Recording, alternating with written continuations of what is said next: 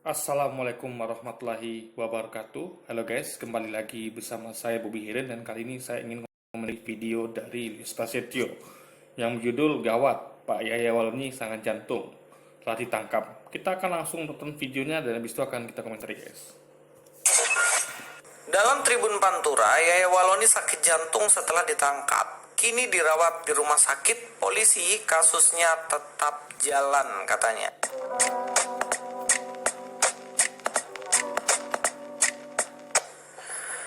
Assalamualaikum, selamat datang kembali di channel ini guys. Kali ini saya akan membahas kembali Ustadz Yahya Waloni, yang mana beliau saat ini sudah menjadi tersangka atas penodaan agama. Beliau ditangkap oleh polisi. Dan setelah ditangkap guys, ternyata ada satu kabar lagi yang mana Pak Ustadz ini dia akhirnya sakit dan juga katanya dia sakit jantung. Jadi ada serangan jantung mendadak, mungkin kaget kok bisa dirinya ditangkap, kemudian dibawa ke kantor polisi. Kemudian dibawa ke rumah sakit guys. Sengaja beritanya, teman-teman silakan menyimak. Dalam Tribun Pantura, Yahya Waloni sakit jantung setelah ditangkap. Kini dirawat di rumah sakit polisi, kasusnya tetap jalan katanya. Nah, teman-teman semuanya, di sini dikatakan pendakwah kontroversial Yahya Waloni sakit jantung setelah ditangkap polisi dan ditetapkan sebagai tersangka kasus penistaan agama. Yahya Waloni yang sedianya dipenjara di rumah tahanan pun dilarikan ke rumah sakit untuk mendapatkan perawatan medis. Namun polisi menegaskan proses hukum terhadap kasus yang menyangkut Yahya Waloni tetap berjalan. Sekalipun beliau sakit, tetapi hukuman itu tetap akan berjalan, akan tetap diproses. Nah, memang kita tahu sendiri bahwa Ustadz Yahya Waloni ini dia sangat-sangat sering menjelek-jelekkan agamanya yang dulu atau agama Kristen. Jadi yang diomongin bukan mengungkapkan fakta yang ada di dalam Kristen, tapi yang ada hanyalah membuat sebuah propaganda fitnah tentang kekristenan. Nah, hal-hal demikian ini tentunya kadang-kadang membuat orang Kristen sendiri ya agak-agak ngelus dada ya, agak. Sebenarnya gini guys ya gini. Ustadz Waloni itu kan punya pengalaman, dia kan pernah di Kristen sebelumnya, ya kan? Jadi dia pernah mengalami itu. Nah, ketika dia masuk Islam, tentu dia menceritakan pengalaman selama di Kristen. Dan dia ceritakan apa adanya. Misal contoh kayak dia lihat orang dikubur itu kan, orang dia pernah cerita kan, orang Kristen dikubur itu kok pakai jas mas pakai sepatu guys, aneh gitu. Sedangkan kita aja Islam itu dikubur dengan kain kafan aja. Dan kalau anda baca Alkitab ya, itu orang-orang zaman Yesus itu dikubur dengan kain linen, kain apa lenan ya, kain itu kain kafan guys. Jadi ayat Alkitab ngomong kalau orang-orang zaman Yesus itu dikubur dengan kain kafan, kain lenan putih kafan. Umat Islam juga akan kafan karena memang itu logis, karena orang kan mati tidak bawa harta guys. Kita meninggal nih tentu hanya bawa kain selapis untuk aurat tentunya kan, dan itu wajar. Kenapa? Karena baju atau harta itu kan bagusnya ditinggalkan untuk orang yang yang kan banyak gunanya tuh, dia punya keluarga ditinggalkan, entah bisa untuk disumbangkan fakir miskin segala macam. Jadi ini kan pernah kita juga aneh gitu guys. Contoh kayak ada orang meninggal bawa mobil, itu mobil dikubur bersama dia, hartanya dikubur sama dia. Itu apa coba? Kayak Firaun juga begitu kan, harta dikubur sama dia. Nah, ini Ustaz ini melihat ya, kok umat Kristen ini meninggal pakai jas, pakai celana yang atau sebanding dengan jas, pakai sepatu mengkilat gitu kan.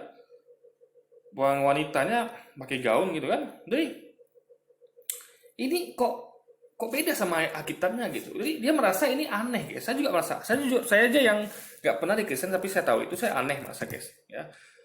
Karena zaman Yesus itu dikubur dengan kain lenan putih, umat Islam juga. Karena itu logisnya begitu. Nah, tentu dia protes gitu. Logikanya main di jalan. Waduh, ini kok begini nih gitu kan. Lalu misalnya gini, lagi contoh kata dia, ada orang yang dikubur itu dengan orang ini pemabuk atau dia kan. Dia tahu tuh hidup orang itu seperti apa. Dia dikatakan orang ini pemabuk, suka jahat waktu hidupnya gitu kan. Lalu pendeta itu mengatakan ini orang masuk surga gitu di rumah Bapa. Tentu ya orang ini sebagai orang yang berpikir logis kan masa aneh loh. Gimana bisa dia di surga, dia aja waktu hidupnya jahat gitu kan? Apa namanya ya? Ini hal nggak masuk akal. Jadi kalau gitu enak kali orang ini gitu. Berlaku jahat masuk surga lagi kan? Nah makanya Islam itu tidak menerima hal itu. Kita Islam ini logis. Makanya itu sebenarnya Ustaz Wahyudi itu kenapa dia mualaf guys? Karena dia melihat banyak yang apa tidak ketidak apa ya, logisan di agama dia gitu guys sebelumnya gitu. Dan juga banyak yang lain juga gitu. Jadi intinya adalah dan ini terbukti ya. Kalau lu katakan oh, usaha-usaha itu nggak tersentuh, apa yang nggak tersentuh coba? Cuma masalah gini ya guys ya. Sebenarnya untuk apa gini? Yang dilakukan saat ini itu adalah dia tuh adalah ceramah di depan kaum muslimin. Coba ada putar videonya tuh. Dia selalu ceramah di depan kaum muslimin. Dia menceritakan pengalaman di agama sebelumnya. Dan itu akidah Islam. Nah, Islam mengatakan bahwa kitab-kitab sebelumnya, Quran itu ya, dan juga ajaran Nabi sebelum Nabi Muhammad itu diubah-ubah oleh tangan manusia. Ajaran itu diselenggarakan oleh manusia gitu. Nah itu kita bisa sebut referensinya ya. Jadi agama di luar Islam itu adalah bentuk dari penyelewengan dari ajaran nabi-nabi sebelumnya. Dan kitab suci selain apa namanya Al-Quran ya, selain Taurat, Zabur, Injil, itulah yang diubah gitu guys. Jadi apa referensinya? Itu agama Kristen, Alkitab, ya kan? Alkitab adalah bentuk dari Taurat, Zabur, Injil yang dibawa oleh manusia. Dalilnya ada gitu. Dan kita melihat karena itu referensinya sebagai itu guys. Ini adalah suatu hal yang dinamakan akidah, keyakinan kaum muslimin. Gitu. Jadi Louis nggak bisa protes itu. Ya kan? Kalau mau argumentasi oke, tapi tidak bisa dikatakan ini ditangkap, ini penistaan agama, enggak. Kalau begitu caranya ya, oh itu adalah yang disampaikan Ustaz, itu penistaan agama, berarti dia apa namanya? Berarti kalian apa namanya ketika kalian katakan Yesus itu Tuhan coba ya akidah kalian kan nggak masalah bagi kami tapi kenapa kami sampaikan akidah kami bagi kalian masalah gitu ya kan akidah Islam adalah tidak mempercayai adanya hukum penebusan apa dosa waris atau penebusan dosa nggak ada Islam percaya itu nah lalu kami bahas itu gitu kan. Jadi apa dan kita bahas ajaran Yesus yang ada di Al-Quran dan kita juga ada jadi kita ini lengkap guys ya kita bahas Yesus Kristen itu lengkap dari sudut pandang Alkitab, sudut pandang Quran dan hadis gitu. Ada dalilnya semua gitu. Nah, intinya adalah apa? Ustaz Wahyudi itu jadi gini, jangan setiap menjelekkan apa karena orang itu menyampaikan kebenaran. Ingat ya, sampaikanlah kebenaran walaupun pahit gitu. Masa apa mentang-mentang pahit tidak sampaikan gitu. Gitu kan. Jadi kalau itu memang apa ada. Jadi ini sampaikan Ustaz Wahyudi itu fakta. Coba, benar nggak orang Kristen itu mati dengan apa meninggal dengan memakai jas, pakai sepatu kan benar itu, nggak mengada-ngada, ya kan? Benar nggak logikanya kalau misalnya ada orang yang meninggal itu tapi dia sebelumnya itu dia buat jahat, mabukan itu dia masuk surga, kan nggak logis guys. Jadi kemana kemana keadilan gitu? Karena orang yang salah kan dihukum dulu, itu logikanya. Ya kan? Jadi kalau nggak gitu orang nanti akan berbuat salah dengan seenaknya. Kenapa? Karena tidak dihukum gitu guys. Jadi orang salah dihukum, orang benar dikasih hadiah. Jadi harus ada reward dan punishment itu baru logis namanya, itu baru adil. Ngeri juga ini, suka fitnah, pasti ada rasa kedongkol, jengkel dan lain-lain. Ini hanya karena berbeda akidah dikatakan fitnah.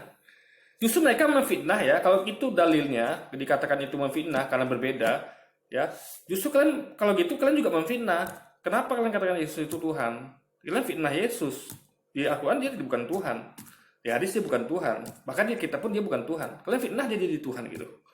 Dan fitnah Allah itu Tritunggal. Kalau itu kalian katakan fitnah. Aneh kan guys? Ini kan akidah gitu. Akidah beda ya sudah, terima. Argumentasi. Jangan dikatakan apa ya? Apa sih katanya? Fitnah gitu guys. Luar biasa ini. Ya.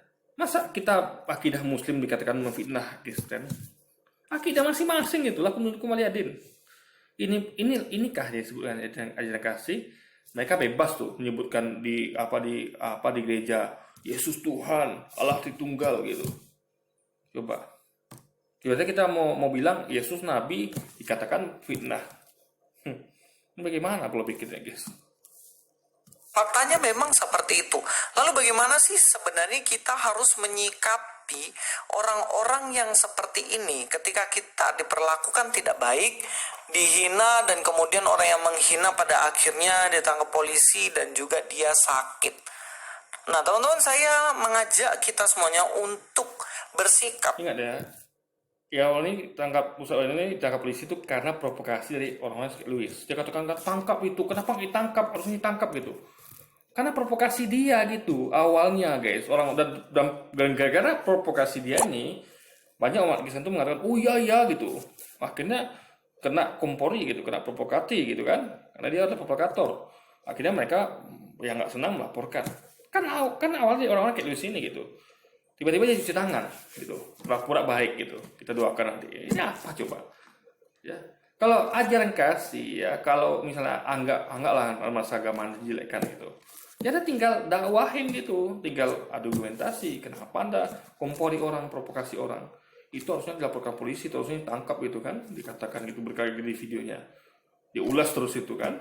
Akhirnya ada orang yang terpancing dan akhirnya melaporkan gitu berkali-kali guys, dari dulu lagi gitu. Jadi provokasi ini nggak baik loh. Ini bukan ajaran kasih namanya. Sesuai dengan apa yang Alkitab ajarkan. Mari kita buka dalam Lukas 10 ayat 29. Tetapi untuk membenarkan dirinya, orang itu berkata kepada Yesus, "Dan siapakah sesamaku manusia?" Jadi di sini Tuhan Yesus mengajarkan tentang kasih, yang harus mana kita mengasihi sesama dan juga kita mengasihi orang yang memusuhi kita. Ya, apakah mengasihi itu dengan cara mengatakan mengompori orang, provokasi orang, ini harus ditangkap gitu. Ya kan? Harusnya ditangkap ini, tangkap aja, usah orang ini gitu kan. Lalu dikatakan dia penipu, pembohong, lalu dia memfitnah Ustaz Yawalni. Itu apa itu yang ajaran kasih. Louis nih guys ya, ini manis di bibir gitu. Faktanya dia menusuk dari belakang guys, luar biasa ini ya. Gayanya ajaran kasih gitu, gayanya aja guys. Tapi tengok lihat video-videonya selama ini ya, menyerang Ustaz Yawalni. Itu yang disebut ajaran kasih. Kalau Anda berdebat atau mengomentari ke saya nih, saya mau mengomentari nih apa yang disampaikan. Kan saya tidak ada katakan Luis lapor harus ditangkap gitu. Atau lapor polisi. Ngapain coba? Justru kalau disebut termin mengasihi itu saya yang lebih tepat mengasihi. Ya, saya menasihati Luis ya, mendakwakan Luis tanpa pernah saya kompor-kompori. Luis itu pernah kan dia mengatakan Ustaz Somad murtad, kafir. Audio kubus juga itu saya tidak pernah kompori, tangkap Luis gitu. Harusnya ini penistaan agama, nggak pernah guys gitu. Ngapain coba? Ya kita dakwahin. Jadi ajaran kasih yang Luis gembar-gemburkan itu saya yang melaksanakan. Ya, Luis tidak melaksanakan ajaran kasih. Ajaran kasih itu ditampar pipi kanan, kasih pipi kiri. Ini dia katanya anggaplah menjelekkan Kristen itu ditampar pipi kanan. Dia bukannya mengasih pipi kiri dengan membiarkan ustad-ustad kayak Ustaz Leon itu ngomong, malah katanya lapor polisi gitu, tangkap gitu. Ya, memprovokasi orang. Jadi dia nih guys ya, ini namanya bukan tampar pipi kanan kasih pipi kiri, tapi tampar pipi kanan buat tonjok lu balik gitu. Jadi itu guys yang berlaku bagi dia ini. Bahkan di ramai-ramai lagi, berapa orang yang laporkan tuh berkali-kali dari dulu lagi. Jadi ditampar pipi kanan, dia malah nonjok mengajak orang untuk mengeroyok Ustaz Yawalni gitu. Luar biasa nih ajaran kasih yang Luis praktikkan. Dan kemudian di sini Tuhan Yesus membuat sebuah contoh tentang orang Yahudi yang kena rampok dan kemudian ditolong oleh orang Samaria. Kita akan baca teksnya.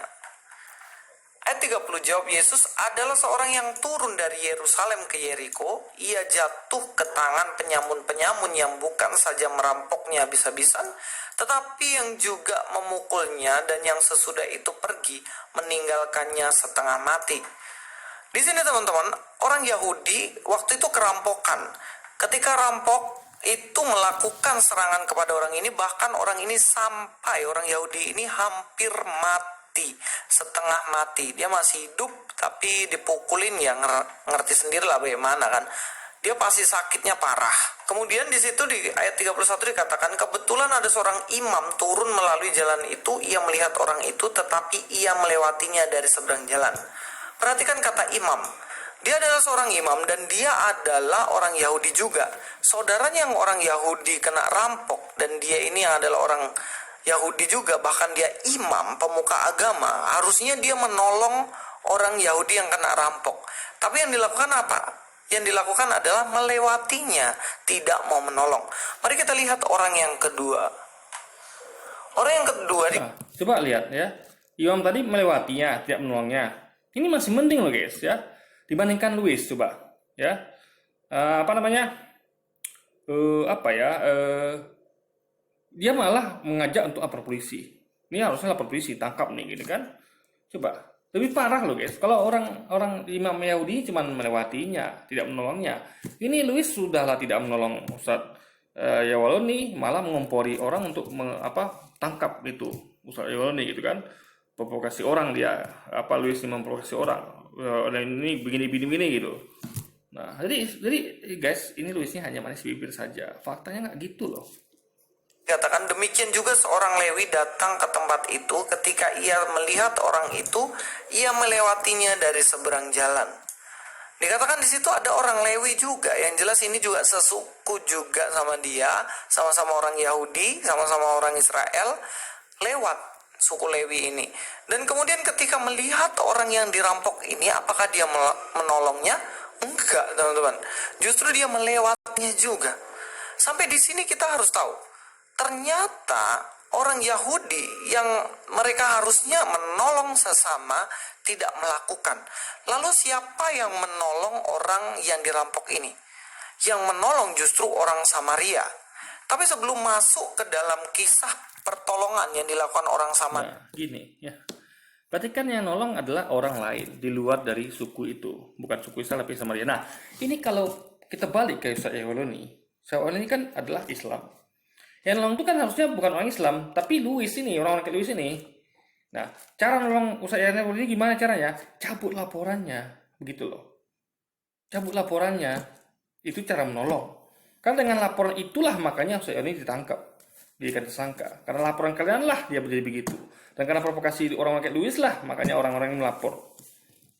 Nah, jadi solusinya itu, cabut laporannya. Lalu jadi kalau nanti di akhirnya dia ngajak kita berdoa untuk ini. Apa itu coba? Ya, kita nggak butuh doa Anda, karena Anda berdoa kepada Tuhan yang tidak kita yakini. Dalam artian akidah kita mengatakan itu Tuhan yang salah. Anda mendoa kepada manusia yang dituhankan. Kita bukan menuhankan manusia.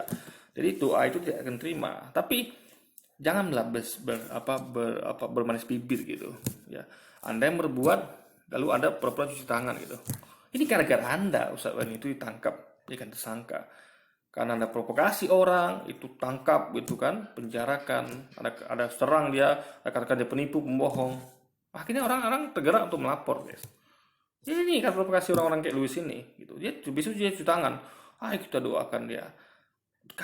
Untuk apa ya, itu tidak, Ustaz itu bukan tidak butuh doa kalian gitu. Doa kalian tuh tidak akan sampai kepada Tuhannya Ustaz Yawaloni, karena doa kalian itu pada manusia gitu. Yang itu Yesus itu adalah manusia yang diciptakan oleh Tuhannya Ustadz Yawaloni. Itu Allah menciptakan Yesus, menciptakan semua nabi-nabi lainnya gitu guys. Jadi sekali lagi guys ya, ini loh ibaratnya ya. Kalau tadi itu jelas ya, yang nolong tuh orang Samaria. Ini orang Kristen bukannya nolong orang Islam, Ustadz Yawaloni malah dilaporkan polisi. Paham ya? Diprovokasi, dikatakan Ustadz Yawaloni itu penipu, pembohong segala macamnya guys. Ini Luis itu apa sekarang? Dia mengajak, ayo tuh ikutin Alkitab kita ini, ikutin Yesus. Faktanya tidak ikutin Yesus dia, malah bertolak belakang guys. Yesus mengajarkan seperti itu, dia malah melakukan hal lain. Dia itu melaporkan Ustaz ini ke polisi sehingga dia sampai sakit jantung gitu gara-gara orang ini gitu, ya kan? Lihat pada Yahudi, kita harus tahu frame-nya dulu. Kalau kita tahu orang Yahudi itu memusuhi orang Samaria. Orang Yahudi nggak suka dengan orang Samaria. Nah, kan Luis mengatakan tentunya dia akan mengatakan kalau Ustaz itu memusuhi Kristen gitu. Tapi Samaria kan maupun dimusuhi Yahudi kan Samaria kan menolong gitu. Nih Luis bukan yang menolong Ustaz ini, tapi malah memprovokasi orang untuk melaporkan Ustaz ini gitu. Jadi guys ya, dia ngasih contoh tapi dia tidak mempraktikkan. Ini sama kayak gini, sama kayak ini, tahu nggak? Sama kayak orang Yahudi. Yesus katakan ya, ikutilah ajaran dari orang-orang Taurat, orang-orang Farisi dan ahli Taurat. Ikuti ajarannya tapi tidak perbuatannya. Nah, Luis, ajarannya kita ikutin nih harusnya nih. Dia kasih contoh tuh Yesus begini. Jadi ada orang Samaria itu walaupun dimusuhi tetap dia bantu.